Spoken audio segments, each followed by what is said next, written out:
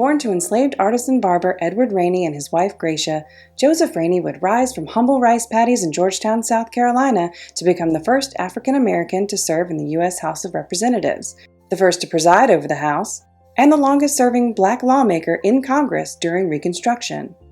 He was born a slave in June of 1832 on a rice plantation in South Carolina, and at the age of 10, they received their manumission papers and they were off the plantation.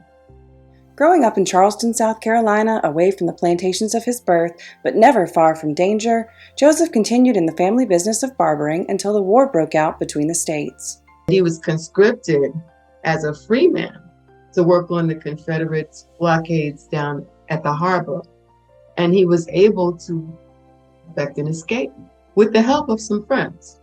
He was able to get out of there. Rainey escaped to Bermuda during the Civil War, where he set up a successful barbershop in the kitchen of the Tucker House, located in what is now known as Barber Row. He and his wife returned to Charleston in 1866, ready to get involved with local Republican politics. As a congressman, Rainey was able to draw attention to the treatment of people of color in public places.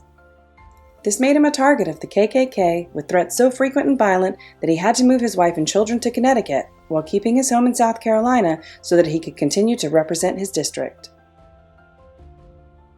If you think of a man who, in spite of that, said he was going to persist in his duty as a sworn public servant and also his duty as a father, a husband, and a family man. Rainey's legacy lives on both in South Carolina and in Washington, D.C. A display in the U.S. Capitol commemorates the 150th anniversary of Rainey's seating.